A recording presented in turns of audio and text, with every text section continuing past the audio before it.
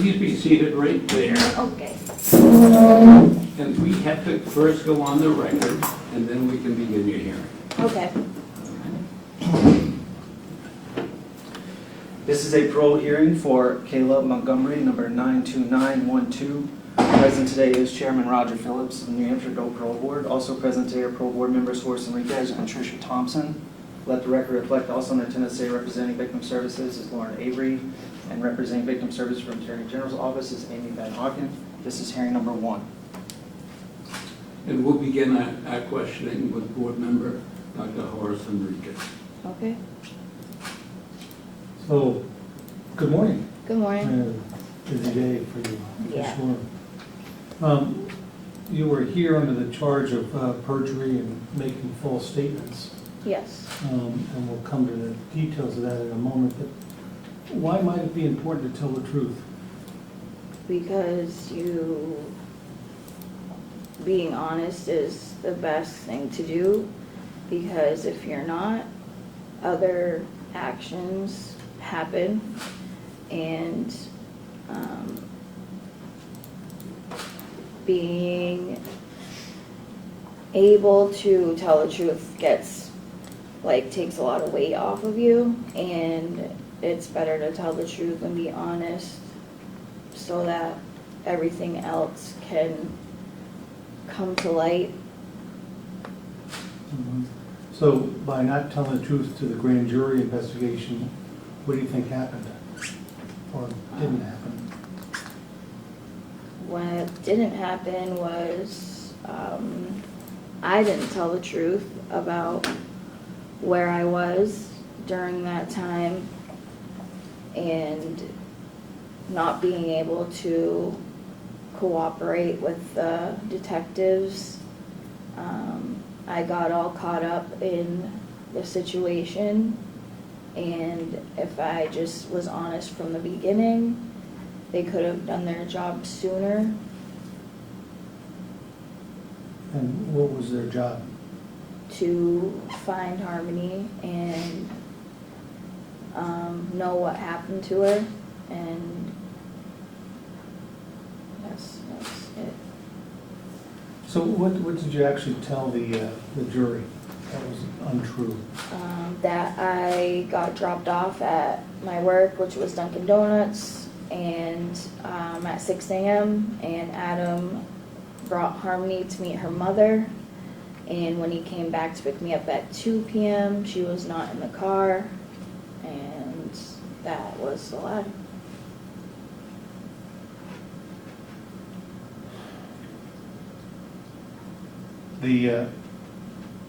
I guess the comes to the question was, so Harmony was your stepdaughter, correct? Yes. Was she part of your family? Yes. So how were you protecting your family by telling this lie? I didn't protect them at all. Because that's what, your personal statement talks about that as that you were, the justification for lying is that you were protecting your family. Yeah. What were you protecting them from? From losing our other children, from our family falling apart, even though it was falling apart, and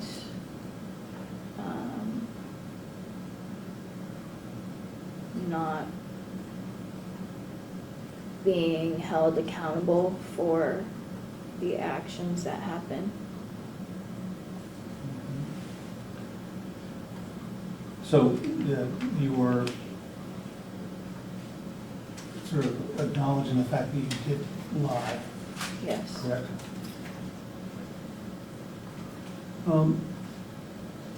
So how have you learned how to tell the truth? What tools have you learned? But the tools that I've learned is understanding situations and being able to deal with them and not hide anything, and ask for help and let people know when something's wrong or it's not, or something doesn't feel right. And being able to just understand situations and know that it's the best to say what's on your mind and say what you know, and just be honest and talk about what you're going through, or if there's anything wrong, just be honest about it. You've taken a number of sort of Department of Corrections courses here, journaling and Choose Love. I saw that you Yes, spent a lot of time with the Family Connection Center, yes. did the Focus program. I'm still currently in it. And what band are you? Black. And when do you think you'll graduate? Between the end of this month and beginning of next month. So next 3-4 weeks? Yeah. You had a couple hiccups getting through the Focus program. What was that about? Because I was cheating my medication. So I got, they took me out of the program and I had to wait to get back in. Did you have to do anything to get back in, or just? No, you just wait until they put you in again. Okay. Is cheating of falsification, is it lying? Yes, So why would you do that? because I wasn't in the right headspace at the time. Okay. Tell me about, so where are you in your addiction care right now?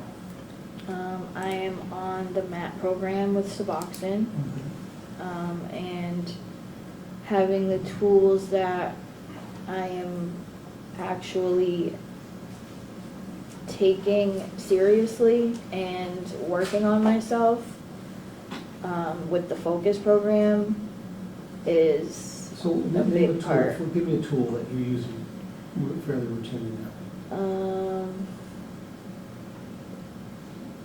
Instead of, I'm being honest, I'm not lying, and distorted thinking, which you end up changing your thoughts. I could tell you, I could lie to you and say things, but I'm not. I am nervous right now and anxious. I understand that for sure. Yeah, so I'm like trying my best to concentrate and not. Well, the only people you have to talk to are the three of us, okay? So you've got these tools working on yourself. What's your home plan? That I am working with my case manager on. We're looking for sober living. I'm looking for any sober living housing, but one that I would feel safe and know that I'm safe. So you need to, as you know, finish the Focus program, Yes, have a home plan to be released. yes, Now, I want to come back a little bit to, you had a tough time in the system, in a lot of the disciplinaries. yeah, You had a lot of work-offs rather Yes. than the, have you finished those hours? yes, And the good news is you've had no disciplinary since July roughly, yes, so starting to pay attention to things. yeah.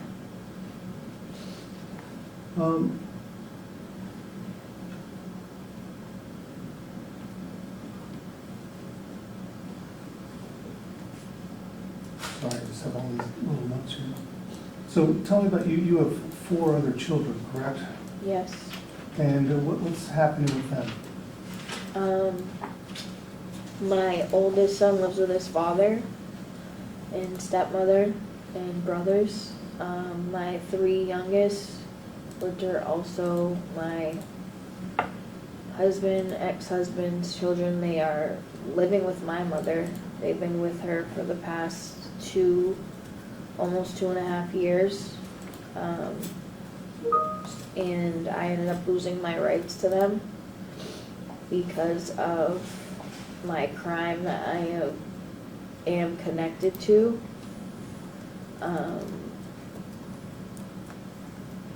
The affidavit got out, and I believe that they used it against me, which I understand. I don't know what you're talking about here.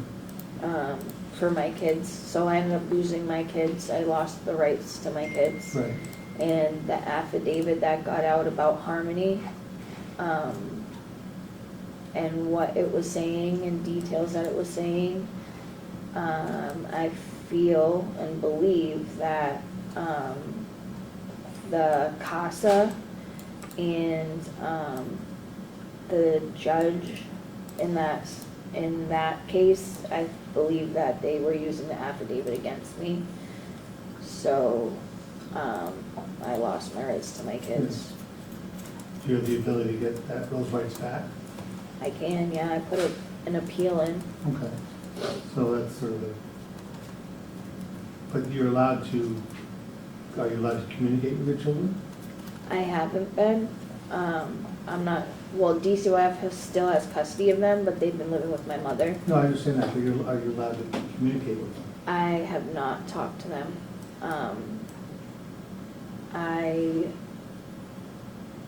I know my mother has been taking care of them. I understand, but you have not, is it No, I because you're haven't not been allowed able- to, or because you're? I don't know if it's because I'm not allowed to, or my mom's just not choosing to allow me to talk to them because I lost my rights and DCYF has custody of them, so I don't Okay. know if it's because of that. So tell me, you make a state in your personal statement here about you tried to right this wrong. Yes, This whole thing. How have you tried to do that? by telling the truth about what happened to Harmony and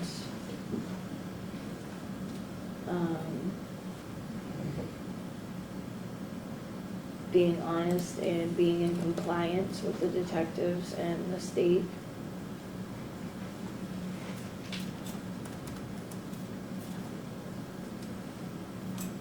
Anything else? I have just a couple of questions. This is your first felony conviction, is that correct? Yes, You had some misdemeanors. yes, And in one of the prior misdemeanors, you were required to do a 28-day program, is that correct? yes. And did you accomplish that? No, I did not until after I was incarcerated and got put into a 28-day program. And was that in county? Yes. All right. And how do you compare that program with Focus? For myself, I don't think I was really ready to actually pay attention when I was in that 28-day program and really work on myself. And Well, the problem with addiction is it's a disease of denial.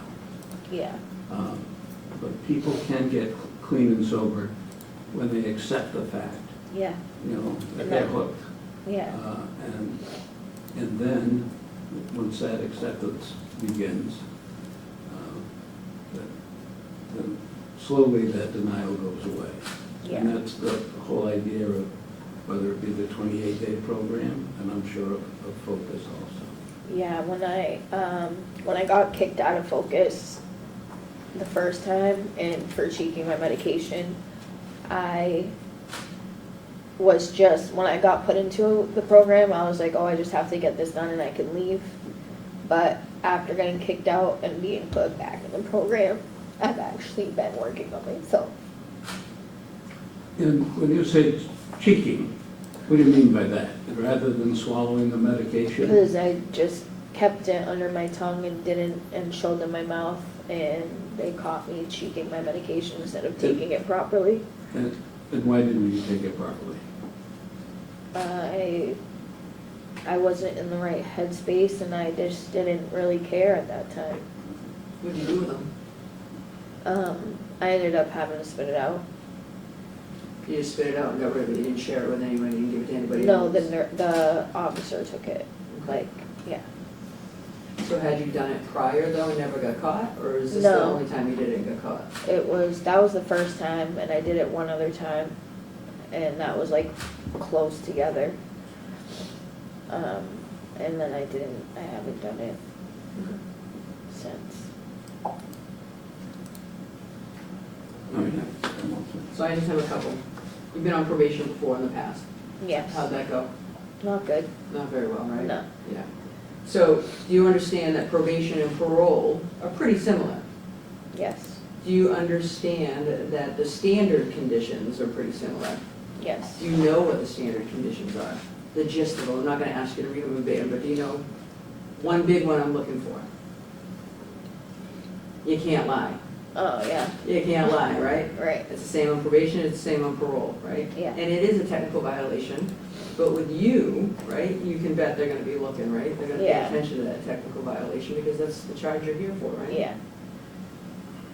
So I guess my question is, how are you gonna be able to deal with that? How are you gonna be able to deal, because you've got some pressure on you. You're young and you've got a lot of pressure, right? Some of it you brought on by your choices, right? Yeah, Can't minimize that. no, But how are you gonna deal with the pressure in the community and be able to keep yourself together and not lie? Because it's hard, but once you tell one, you're beat, yeah, because you're not gonna be able to keep up, right, yeah, right? And the microscope's gonna be on you. yeah, How are you gonna I deal with that? know that. How are you gonna deal with that? All I can do is take it one day at a time. Do you understand that your probation officer or your parole officer are your lifeline? Yes, They really are your lifeline. They are there to help you. They're there to guide you. They're not there to try to get you back in here as fast as you can get here. You need to use them as a resource. yeah, And that's hard. It's hard to trust, right? yeah, Right? It's hard to trust law enforcement with you right now, yeah, right? I know. I can see it written all over your face.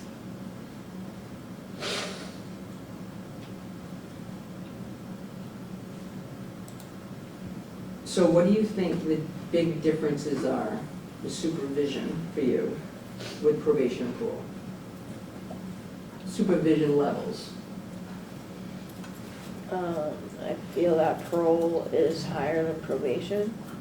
Higher how, though? What do you think that your parole officer is gonna have you do differently that your probation officer didn't have you do?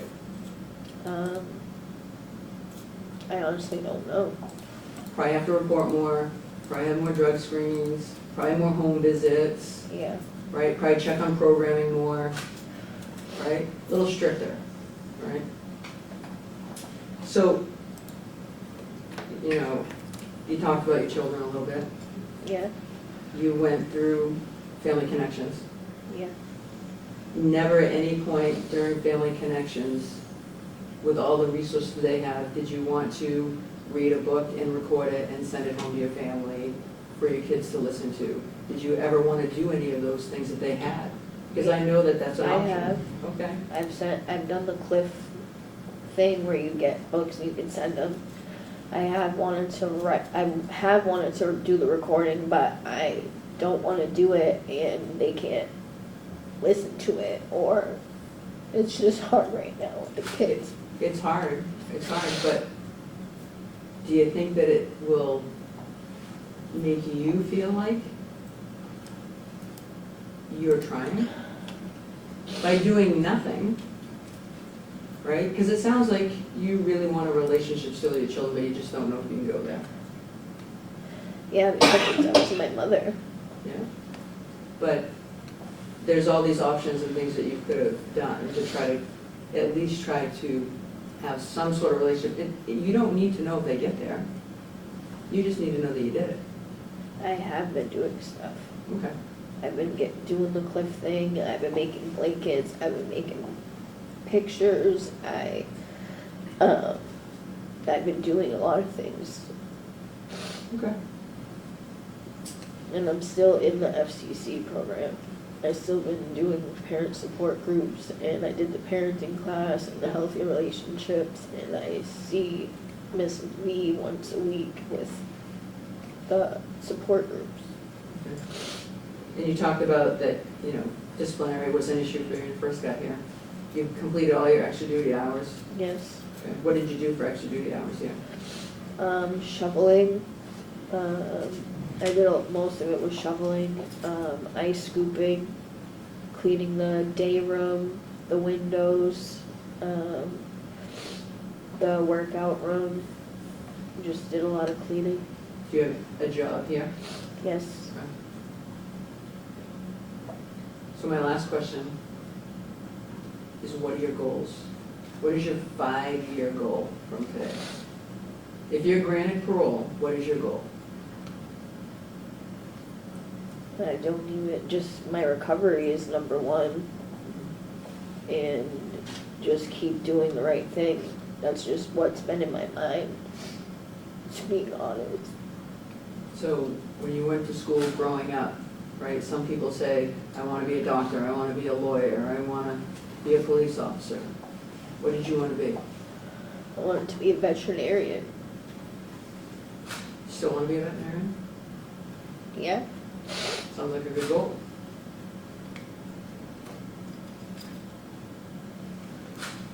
Give yourself something to strive for, right? Working on your recovery is fantastic, but you gotta do something for yourself. Yeah. Because if you don't, your mind's not gonna stop, right? And if your mind doesn't stop, what are we gonna do? Relapse. We're gonna go back and self-medicate. And then you're gonna get in the cycle again. You've gotta take time for yourself. You gotta figure it out. It's not easy. You're gonna feel selfish, but you have to do it. That's how I already feel.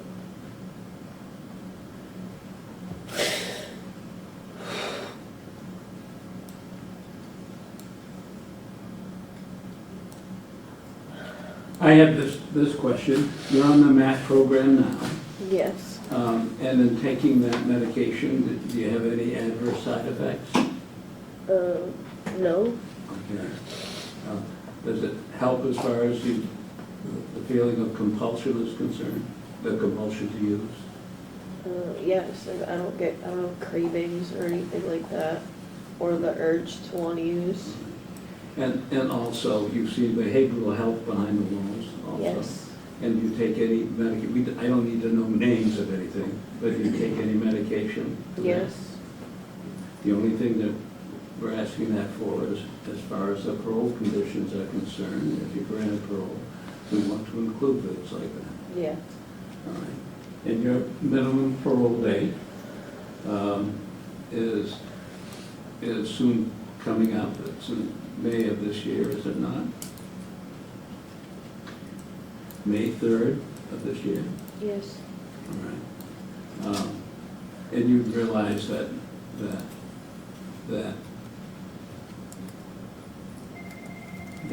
date is the date that you could be released, provided you complete focus and any other required program Yes. behind the walls. But if you, and sometimes, I want to indicate, I guess there was you received some earned time credit by doing certain things. Was it breaking free or? I did Breaking Free, Choose Love program, and Core Skills. And by doing programs that helps in your rehabilitation, your parole, your minimum parole date can be decreased. In other words, that you can get out at an early date. And Yes. I'm not certain if it's the May 3rd or May 5th, but whatever date that is the date that you could be paroled if this board decides to grant you the same. Yes. All right, we have no control over, by the way, minimum parole dates. That's a function of the court and its sentencing, Yes. and you behind the walls with the programs that you do. All right, unless there are any more programs, we deliberate through the use of our computers. Yes. We'll do that now. Oh, what's that?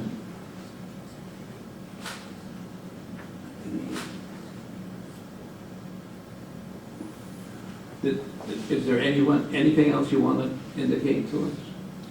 I know my case manager told me that my minimum is March 4th because my earn time that I put through went through. That's right, I think it was reduced to Yeah, from May, so that you're really past your minimum as we Yes. speak today. yes. So it's a matter, Release movement at this time, release movement only. it's a matter of completing those programs that we earlier discussed. Yes. So, okay, From a victim services standpoint, the only condition that we're going to request is intensive supervision for a minimum of 90 days upon release due to complexities related to this case. all right, there's a request from Victim Service for ISP, which is just the term of supervision so that you report more often. All right, Yeah. is there anything else you'd like to add? I am working with the staff here on making sure I feel safe when it is time for me to leave. I've been checking in with mental health a lot and the late acts. And we're just working on a plan for when it's time for me to leave, that I feel safe and strong enough to be out. I would encourage you to keep that close to you, Yeah. right? Yeah. Don't share it with those that you don't want to know. The security staff will do their job, Yeah. right? Your PO will have discretion, wherever that may be. But usually I find when these things happen,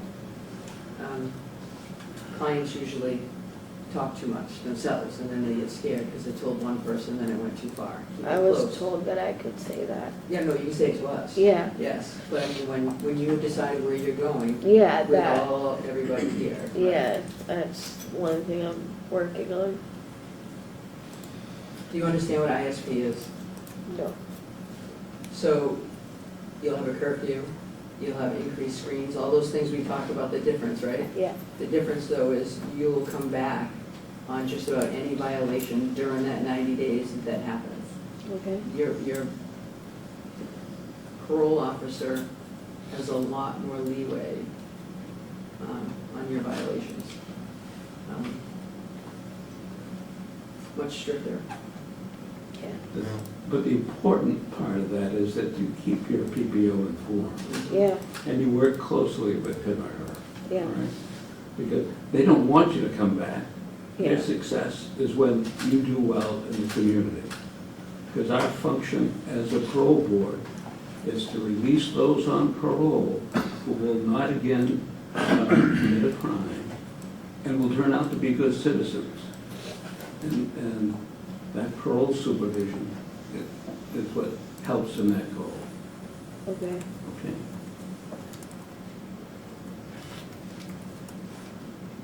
All right, we've communicated, and we're going to grant you the privilege of parole. It'll be on standard conditions. You must complete focus.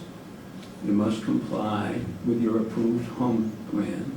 If it includes sober living, remain there for 90 days and thereafter in the discretion of your PPO and as recommended by your treatment provider. Engage in the American Society of Addiction Medicine Substance Use Disease Level of Care as the Department of Corrections and the LADAC recommends. Comply with the MAT or MAUD program, MAT or MAUD program, including prescribed medications. Mental health in the community is needed and be compliant with prescribed medications. Engage in group addiction recovery, which may include AA and NA, as recommended by your LADAC and the PPO. And of course, you have to be C3 and D3 for release, and ISP for 90 days, and then in the discretion of the PPO. Now that's going to be read back to you. Okay. And then, if you have any questions, you can ask them after the readback. Okay. And let the record reflect as follows. Today's decision is your parole has been approved. However, you must complete the focus program and you must have an approved home plan. If your home plan includes a sober living, you must remain there for 90 days and thereafter in discretion of your PPO and as recommended by your treatment provider. You are to engage in ASAM substance use disorder level of care as DOC LADAC recommends. You're to comply with your MAUD program, including prescribed medications. You are to engage in mental health treatment in the community as needed and be compliant with your medications, your prescribed medications. You're to engage in group addiction recovery, which may include AA and NA as recommended by your LADAC and PPO. You'll be on ISP for a period of 90 days and at the discretion of your PPO. Standard conditions of parole apply, and you are to be C3 or lower classification and disciplinary free for release. Okay. All right, do you have any questions? No, I do not. Okay, good luck. Thank you.